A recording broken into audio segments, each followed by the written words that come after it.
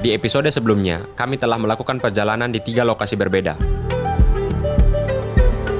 Pulau Flores, Sumba, dan Jakarta di Pulau Jawa. Tempat kami mengerjakan film Dragon for Sale selama 1 bulan lamanya. Setelah itu, kami kembali ke Pulau Sumba di Provinsi Nusa Tenggara Timur.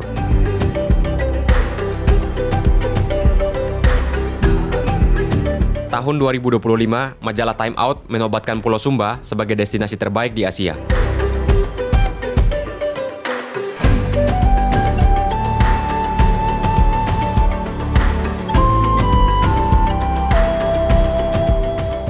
Selain panorama, hal yang membuat pulau ini mendapatkan posisi teratas adalah budayanya yang masih dilestarikan hingga kini.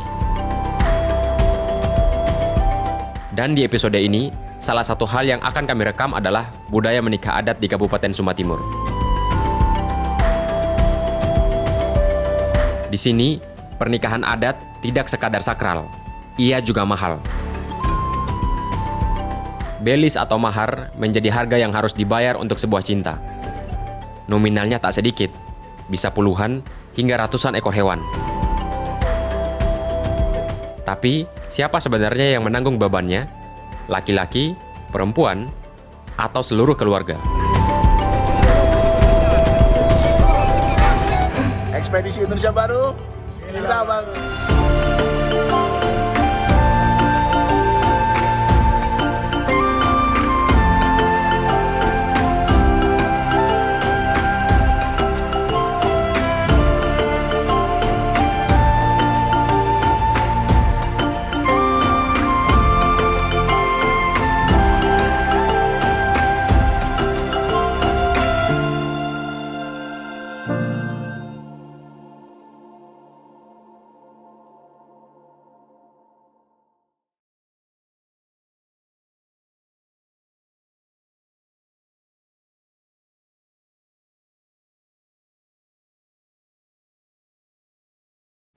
Meskipun saya lahir dan besar di Sumba, tapi sejujurnya saya belum pernah melihat orang menikah adat. Dan kebetulan saat kami sedang di sana, ada kerabat dekat yang sedang melaksanakan pernikahan adat. Hari itu, tak jauh dari rumah saya, sedang ada pernikahan adat. Sebelah sini ada daging sapi. Tamu yang hadir saat itu berasal dari berbagai latar belakang berbeda. Oh, gabung. Karena kami ada Hindu, ada Islam, ada Kristen di sini. Begitu. Buddha ada, Katolik ada. Jadi berbaur kami. Keluarga ini banyak, jadi masing-masing agama. Jadi satu, tetap budaya kami jalankan seperti itu. Nah, orang asli Sumba pasti punya kabihu, atau bahasa Indonesianya marga. Kabihu atau marga inilah tempat bagi para mempelai melakukan komunikasi ke keluarga besarnya saat hendak menikah.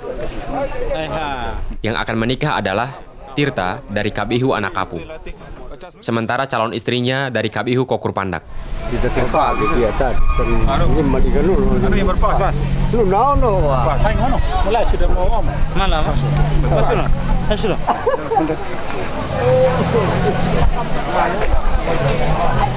Dan ada beberapa tahapan yang sudah dan akan dilalui Tirta untuk meminang kekasihnya. Secara umum, pernikahan di Sumba Timur itu dibagi menjadi 3 tahap. Tahap pertama yaitu ketuk pintu atau tahap perkenalan.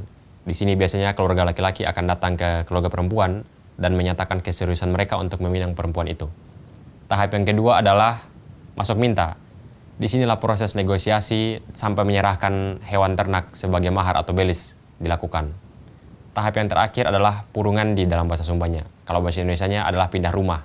Artinya prosesi adat di mana mempelai perempuan akan dibawa ke keluarga mempelai laki-laki.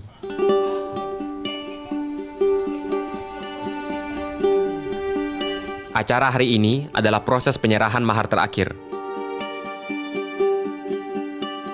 Seperti halnya di Toraja dan suku Dayak di Kalimantan, mahar, belis atau mas kawin di Sumba juga berupa hewan.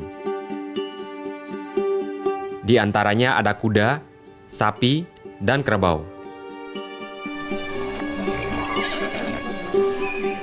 Dan rencananya 40 hewan ini akan dibawa ke rumah mempelai perempuan. Di tahapan sebelumnya, 20 ekor hewan telah diberikan sebagai tanda kesepakatan. Yang membuat saya selalu bertanya-tanya selama ini adalah bagaimana bisa puluhan ekor ternak itu dimiliki dan dikumpulkan oleh satu orang. Mungkin ini juga yang bikin akhirnya banyak orang pesimis menikah dengan orang NTT ya, khususnya Sumba. Karena memang mahal sekali. Tak jarang ada pendapat umum yang bilang bahwa belis di Sumba sangat mahal dan akan memberatkan pihak laki-laki. Bahkan ada kasus pernikahan yang tertunda, batal, atau malah berujung konflik keluarga hanya karena jumlah belis belum cukup. Tapi di lokasi acara itu, saya akhirnya menemukan jawaban kenapa Tirta sanggup mengumpulkan semua hewan ternak ini. Ternyata ada keterlibatan keluarga besar dalam pengumpulan hewan atau belis ini.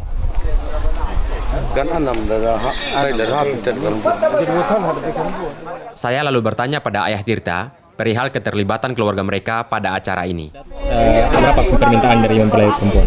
Ya ada, kalau ada Sumba itu sebetulnya tidak ada batas ya, karena bukan diukur dari kemampuan, dari saling menghargai itu saja. Tidak ada ini. Kita bawa ini apa adanya, bukan berarti berlebihan, tidak. Ini serba kekurangan. Bapak bisa cerita bantunya dalam bentuk apa biasanya? Macam-macam. Ada juga bantu berupa tenaga, hewan juga ada, gitu. Macam-macam lah bantuan. Dan kita tidak menjadi satu ukuran, kehadiran sebetulnya yang paling utama itu kebersamaan kita bersatu sama-sama melaksanakan adat ini. Jadi setiap kali ada anak laki-laki di Sumba yang menikah, biasanya keluarga besar akan ikut menyumbang secara bergiliran. Masyarakat Indonesia mungkin mengenal ini seperti sistem arisan ya. Jadi saya akhirnya punya kesimpulan, beruntunglah laki-laki Sumba yang punya keluarga besar dan mampu secara ekonomi. Dari keluarga Kukur Pandak, mereka minta 70 lebih begitu. Jadi minimal kita setengah lebih satu begitu. Sudah syukur. Nah, itu bahan yang kita harus bawa, dan keluarga mengajak kita untuk kita semua sama-sama ke keluarga Kukur Pandak hari ini. Jadinya tuh gini no maatur ada cara laku aja helur nah ke mengilu ambil pada ada barang lah ada tay.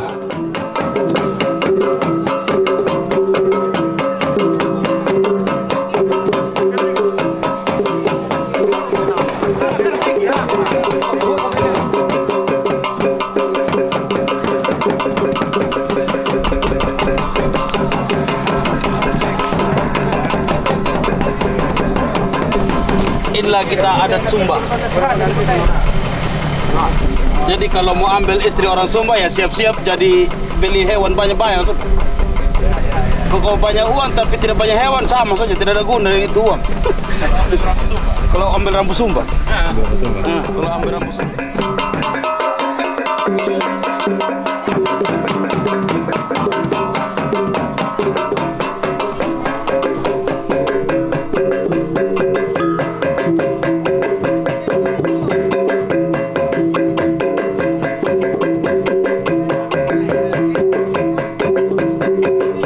Bersamaan dengan penyerahan belis terakhir, keluarga Tirta disambut oleh keluarga kekasihnya.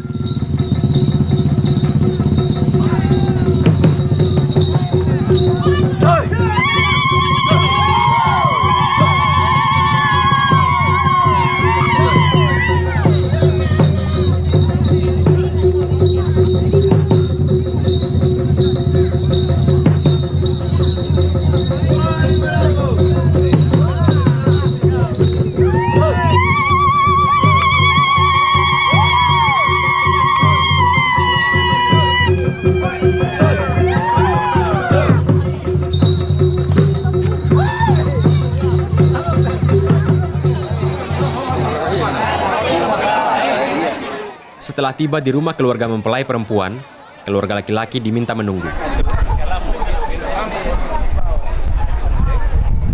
Di sisi lain rumah ini, wunang atau juru bicara dari mempelai perempuan harus berunding terlebih dahulu dengan marganya untuk membahas belis yang telah dibawa oleh keluarga mempelai laki-laki. Para wunang atau juru bicara ini mempunyai peran yang sangat penting, terutama saat masuk minta pertama kali. Mereka harus bisa menemukan jalan tengah saat menentukan jumlah belis. Mereka ini sangat dibutuhkan karena kecakapan bicaranya. Niang ulang kata dunia kan aku jaga dapat anda ke pipi kau aku dubur lapu ilu kumata kau aku jakawan anak wini. Jakaban yang ulang kata ini kalau mau roh windo kau aku jaga lehiru bangga kau aku jakawan aing yang ulang kata dunia ke jakaban yang bayi di negoro ke jakaban yang jinggi ala lipi. Na, pag uya ka lang madap anak kapo ko bang uya iwan yang ulang kata dunia kana uya kana ko tanda ka bang uya kana marur jali. Ay kana mo budi yang ulang kata bakun uya ka latinyo ko ang lang yang ngapain na.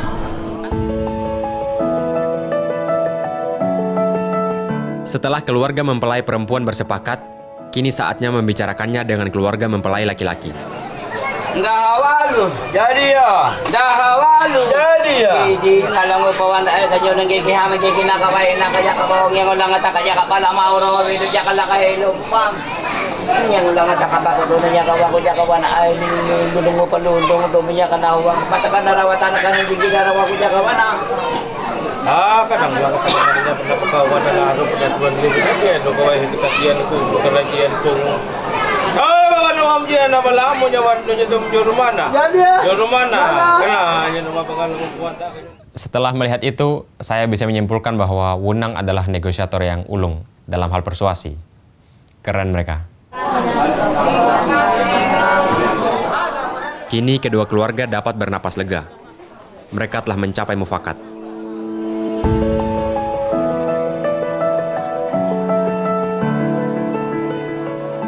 Tentang bagaimana sendiri bukan adat itu ternyata bukan soal jumlah hewannya atau apa, tapi ada nilai yang secara tidak tertulis itu ada di dalamnya begitu. Jadi cukup senang begitu, apalagi momen seperti ini keluarga berkumpul dan terasa sekali gotong royongnya, kebersamaan begitu. Jadi berjalannya itu tidak sendiri gitu. Itu terasa sekali di peristiwa ini.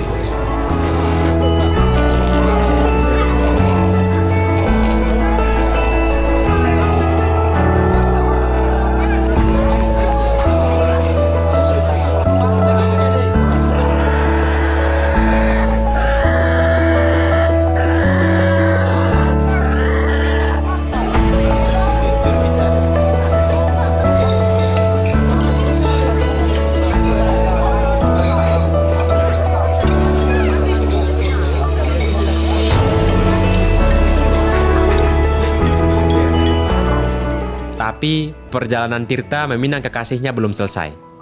Masih ada 2 tahap lagi yang harus diselesaikan.